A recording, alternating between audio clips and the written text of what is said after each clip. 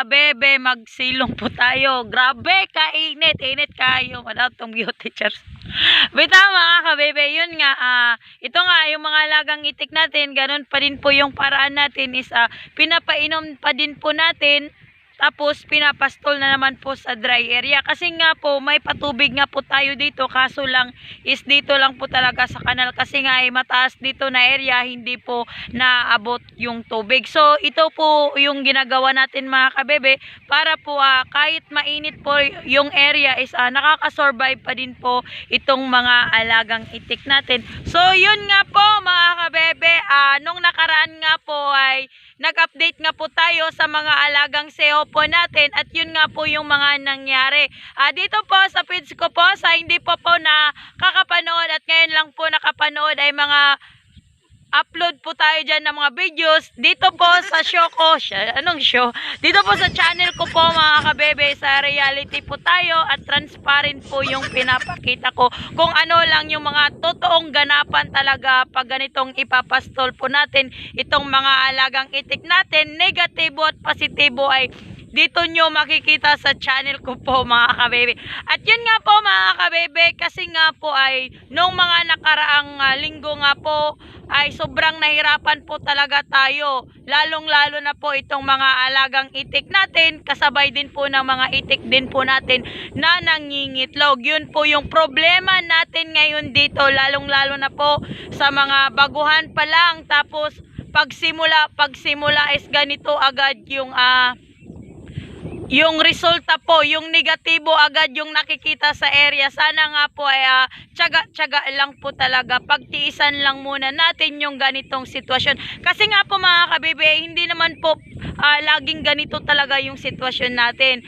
Siguro sa isang taon may ganitong pangyayari. Kaya hindi natin masasabi na totally na ganyan na talaga lagi. Kaya wag po tayong madismaya kasi hindi lang po ikaw yung nahihirapan, pati din po ako at marami tayo na dito lang talaga umaasa sa area. At yun nga po mga kabebe, ito nga pala yung mga alagang itik natin ngayon. At yan nga po, yun nga po mga kabebe, last nga po na nag-update po tayo sa mga alagang seho po natin ay hindi po talaga maganda yung sitwasyon mga kabebe. Tas hindi po talaga mabuti yung kuha nila ng pundasyon ng katawan.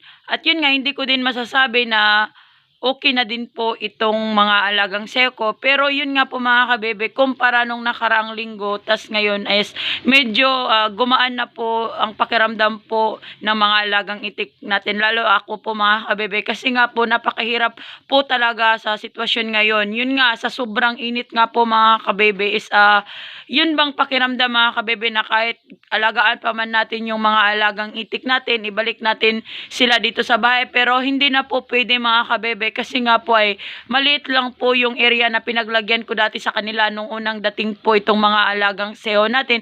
So ngayon po mga kabebe, ito po yung napakahirap po talaga. Kaya lagi kong sinasabi dito sa mga videos ko, kung nagsisimula ka pa lang po ay much better po talaga na magsimula tayo sa kunti lang po. Kasi kung darating man yung araw na ganito yung sitwasyon na pahirapan na, ay hindi po tayo mahirapan na kung saan natin ilalagay itong mga alagang itik natin. Kung meron man paglagyan na temporary, yun ay kailangan pa din po natin ng budget para sa patuka po ng mga alagang seho natin. At sa ganun ay hindi po talaga sila mangayayat katulad po ng nangyari sa akin. Ito nga po mga kabebe, sa kumpiyansa lang po talaga tayo na ganito yung mangyayari, na hindi ko talaga inaasahan mga kabebe na pagdating po ng mga alagang seho ko is magkakaproblema po tayo. Kaya ay sinasabi ko talaga, advice ko sa inyo na kung mag-order man po tayo ng mga seho or mga RTL na, is tignan muna natin number 1 yung area, tas kung may patubig baba talaga. Kasi nga ay number 1 po talagang mahirapan mga kabebe maliban sa atin is itong mga alagang itik natin. Mga yayat po talaga mga kabebe. At yun nga po mga kabebe, napakalaking problema para sa akin kasi nga po ay hindi po ako nagpapatuka ng feeds po para sa mga alagang seho natin, kundi ay inaasa ko lang po dito sa area. Kasi nga po mga kabebe is yung mga itik ko din po kasi na nangingitlog ngayon is apektado din po dahil nga po sa sobrang init din po ng panahon. Yun bang hindi po nagbe-breed yung mga alagang itik natin, merong nagbe-breed po pero sa init po ng panahon is napakahirap po talaga. Ang mga itik po mga kabebe na lalo po at nangingitlog is number one po talaga na hinahanap nila is water pool po talaga. Pag water pool po yung tubig mga kabebe or may patubig po tayo, itong mga alagang itik natin na nangingitlog is malakas po sila mag-breed. Yun po mga kabebe yung napakaganda mga kabebe, tas nakakain sila ng wasto. Ang nangyari kasi ngayon mga kabebe is marami po talagang pwede sana nilang kainin, kaso is yung pinaglagyan natin is sobrang tuyo na po. May water pump po tayo pero yun nga po mga kabebe yung mga area nga sana na pwede natin kunan ng tubig para supply ng water pump is hindi po pwede mga kabebe kasi hindi siya sustainable.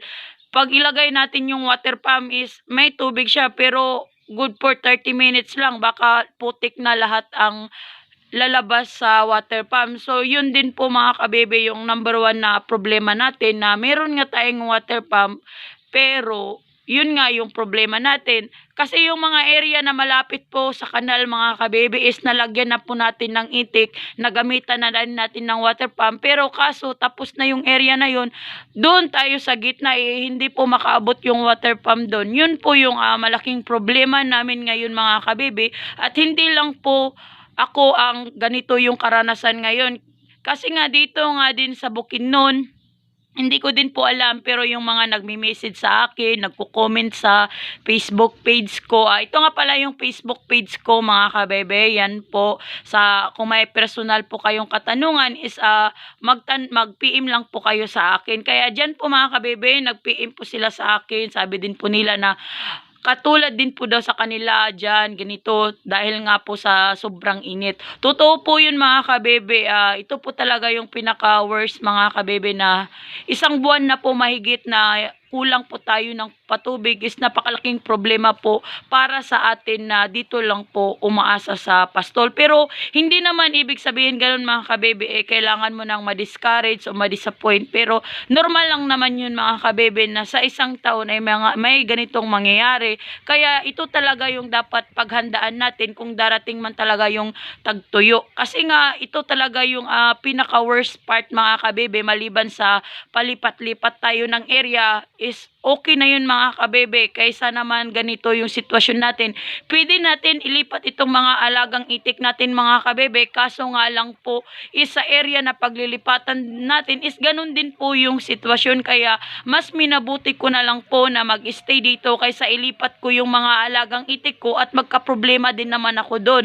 At yun nga po mga kabebe, ngayon nga po ito nga pong mga alagang seho natin is nakikita ko po talaga na medyo gumagaan-gaan na po yung pakiramdam po nila kumpara nung nakaraan. Kasi nung nakaraan mga kabebe is sinipon po yung mga alagang itik ko. Yun po yung number one po talaga na babantayan natin mga kabebe. Pagtamaan po itong mga alagang itik natin ng sipon, magkasakit, napakahirap na po nila i-recover. Kaya hanggat may sign kang napapansin sa mga alagang itik mo, is much better talaga mga kabebe na balag dili na kakanang di mo na bilan ng peds, basta importante is yung antibiotic lang po talaga at vitamin sa mga alagang itik natin mga kabebe. Kasi nga kahit konti lang, hindi masyado sila nakakatuka, importante is yung resistensya din po nila kahit papaano may nakukuha din po sila sa vitamins at yung antibiotic. Kasi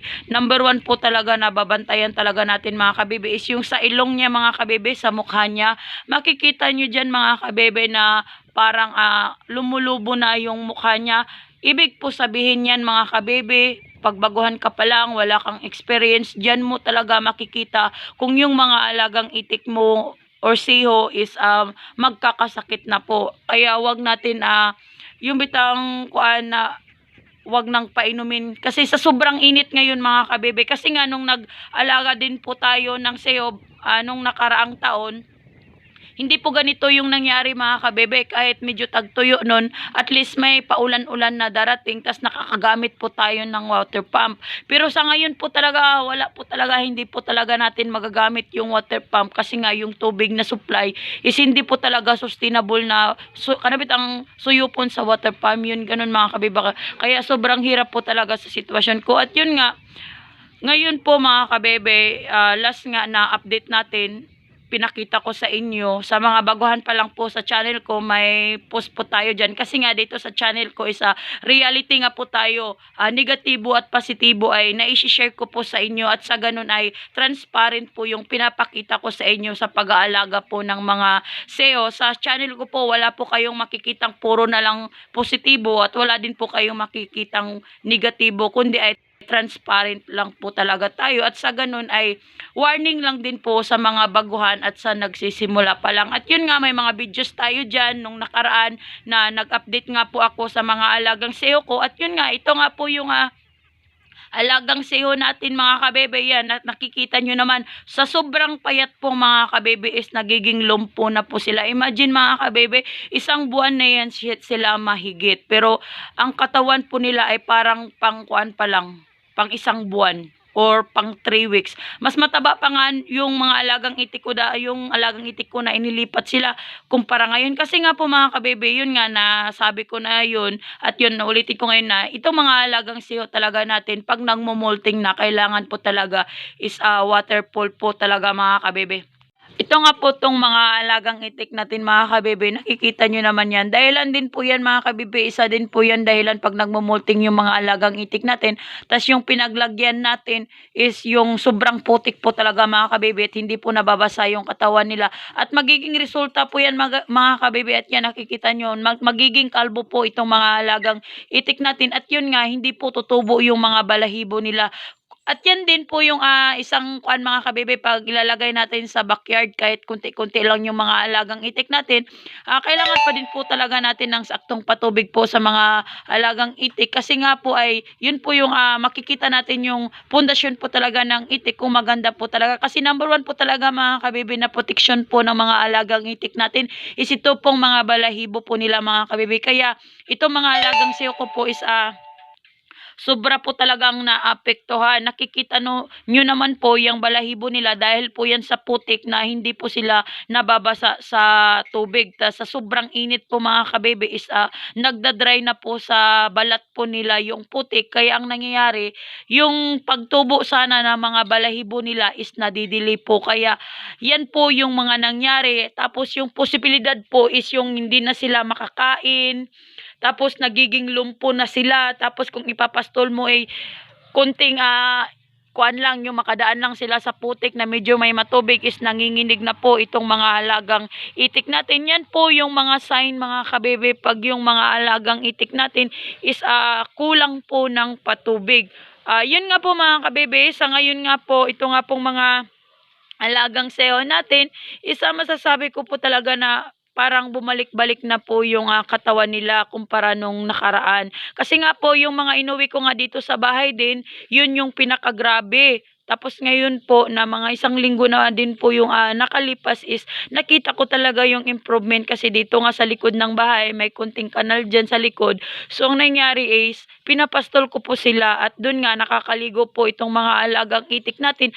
At yun po talaga is napakaganda na po yung balahibo nila, tumutubo na po. Kaya advice ko po talaga sa iyo kabebe, pag ganitong baguhan ka pa lang or konti lang po yung sinimulan mo at ilalagay mo lang ito sa likod ng bahay mo, kapaligiran mo, is much better po talaga na kahit ilagay mo lang sila sa likod ay lagyan mo din po ng paliguan kahit konti lang. At least po ay yung mga lupa ay hindi po natutuyo sa balahibo nila. Kasi nga pag tumuyo sa balahibo nila mangyayari tapos magdadry po yung balahibo nila. So hindi po lalabas yung moisture. So ang mangyayari pag na-stuck po yung putik sa balahibo nila, ang susunod nun is maglalagas na.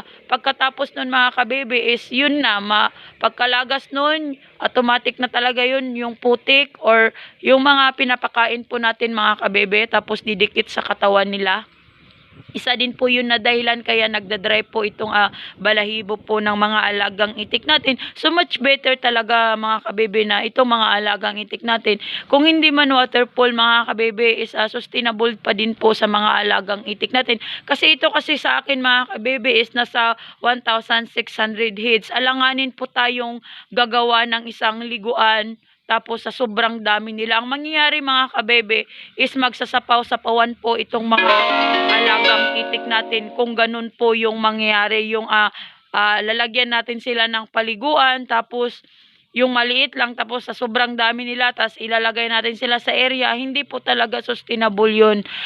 Prove ko na po yun mga kabebe. At yun nga, magsasapawan, malalagasan po talaga tayo. Kaya hanggat sa kaya ng area natin mga kabebe, kung kahit hindi natin sila ilabas, kung kaya ng area natin is much better na lang na ilagay na lang natin sila sa safety na area at yun papakainin na lang natin ng feeds. Pero yung problema is kung sobrang dami din po ng mga alagang itik natin, ito yung disadvantage po. Kaya yun nga po mga kabebe, sana nga po ay patuloy pa din po itong mga alagang itik natin na babalik na po sa dati. Kasi ngayon po mga kabebe, may patubig na po tayo. Pero yun nga lang po is schedule yung patubig dito. Pero okay na yun mga kabebe kasi every 3 days yung tubig ay may schedule dito sa area. Kaya yun nga, pagdating po ng cutting ng tubig is nakakapatubig po tayo, nakaka-stock po tayo ng ilang kahon para sa susunod na araw na walang tubig is may paglagyan tayo sa mga alagang itik kumpara nung nakaraan talaga na walang schedule sa tubig kasi cut-off, sobrang init pa, kaya yun, nagka-problema talaga tayo. At yun nga po mga kabebe, bumalik nga po tayo sa vitamins po ng mga alagang itik natin. Sinubukan ko po yung Betrasin Gold.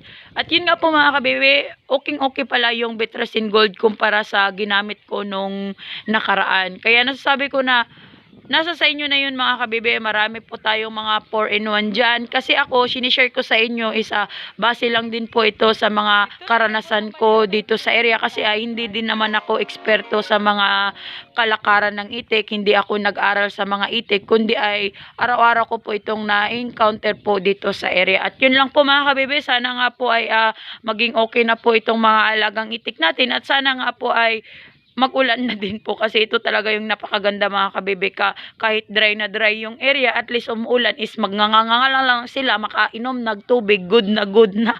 Pero yung hindi yung magnganga na sila kasi sa sobrang uhaw na, wag naman sana. At yun lang mga kabebe.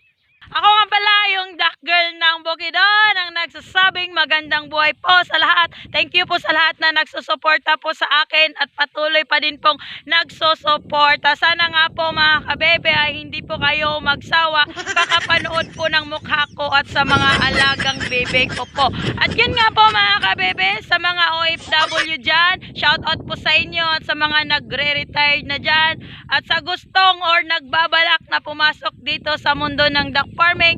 At yun nga po mga kabebe, good luck po sa atin lahat. At ito lang po yung masasabi ko, happy farming po sa lahat.